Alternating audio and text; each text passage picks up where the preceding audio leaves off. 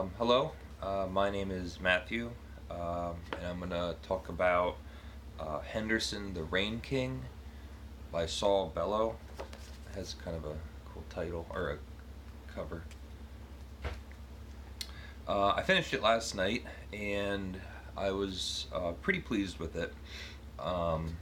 The main character, the protagonist, is Eugene Henderson, and um,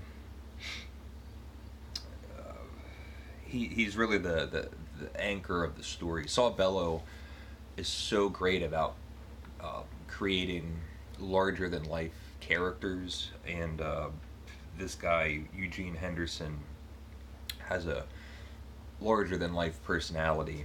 Um, the beginning of the story is he ends up going to Africa, and there's a kind of a series of adventures. But the beginning of the book, you just get a great introductory portrait into who this person is, and it's a first person narrative. So um, Eugene Henderson um, is telling you. Um, he's an older guy. He's a great big guy. He's got a great big nose. Great big booming voice. And he's lived a life. He's been married twice. He has kids.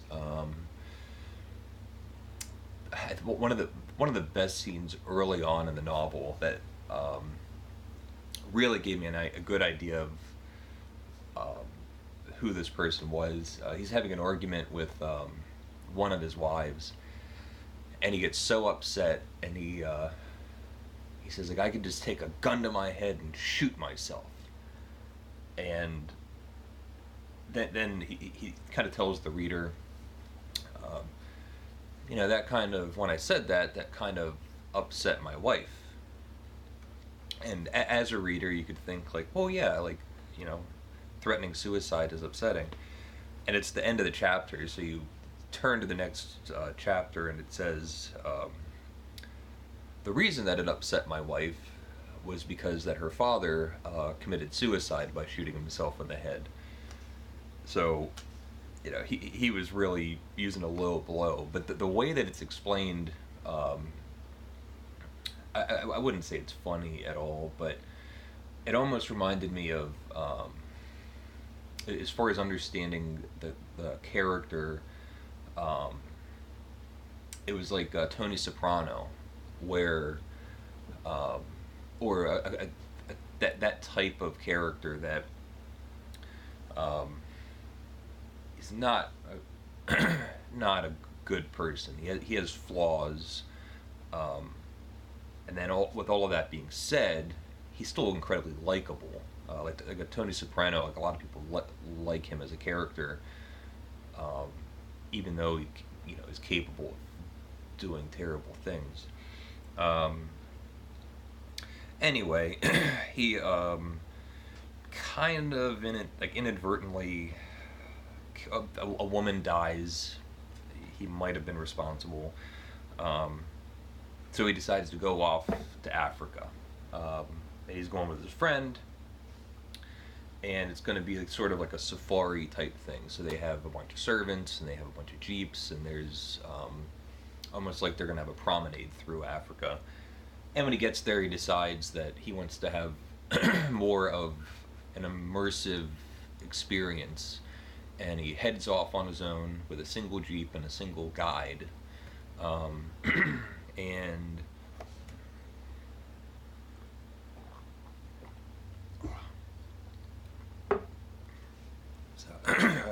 cranberry juice.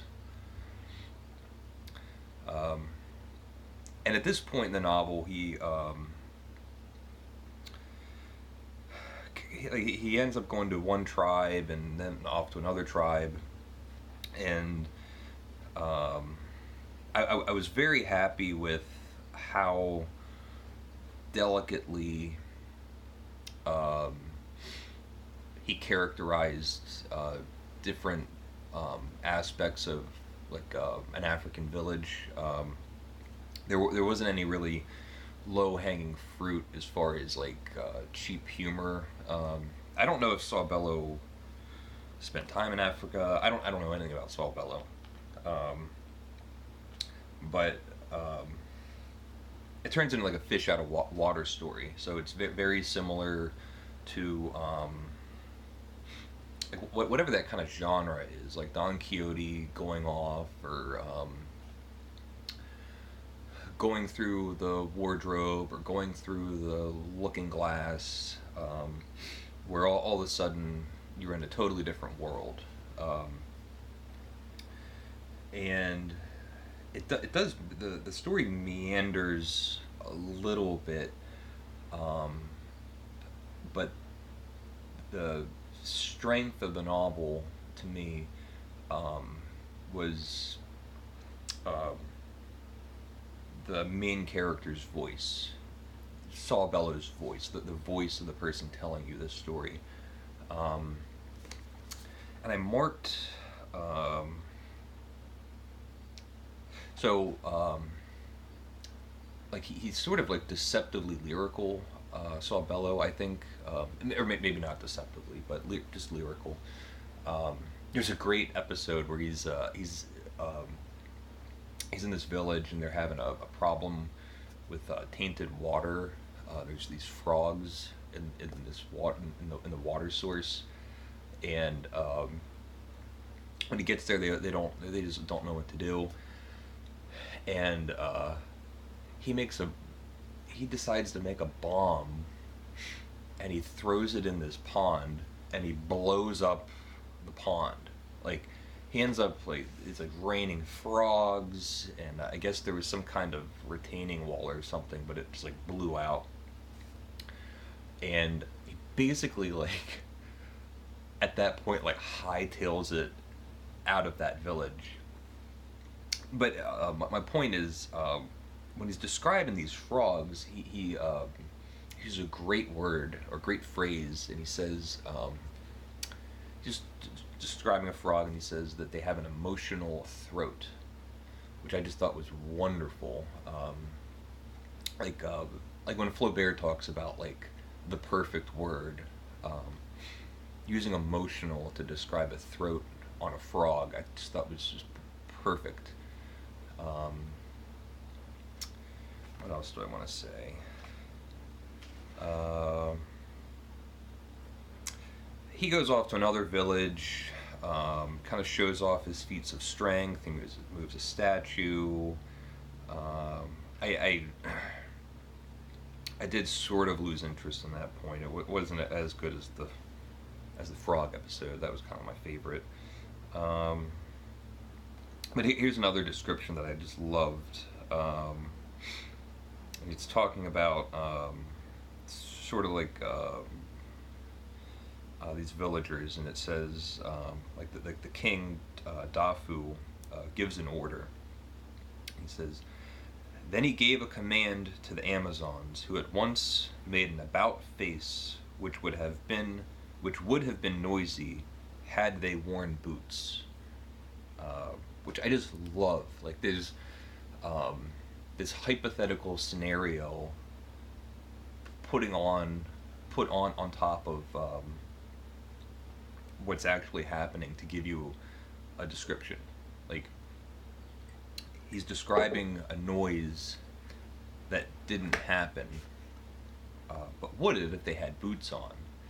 And somehow, it's like magical. Somehow you just get a really good sense of their movement. It reminded me of a French writer, Jules Renard, who wrote a bestiary, and he's describing these chickens, and he says the chickens walk as if they were barefoot. It just has like the same kind of magical quality, like describing things that aren't happening or aren't there to give you something a little bit more wonderful. And I'll read another part that I liked a lot, because the book has a lot of great dialogue, kind of about man's place in nature, um, and in a lot of ways, what it means to really be alive, I think. Um, but the king, again, is talking to Henderson. Where is it? And he says, the spirit of the person, in a sense, is the author of his body, which is beautiful. I love that. So overall, I liked it. I thought it was kind of a pleasant, pretty fast-paced book by Saul Bellow. Actually, I didn't. For some reason, I was expecting not to like it. I don't know if I really want to get into that, but I thought it was great. So I guess I'll just end there. I don't have much more to say, I guess. Leave comments if you'd like. If you have any questions, I can try to answer them. And thank you for watching.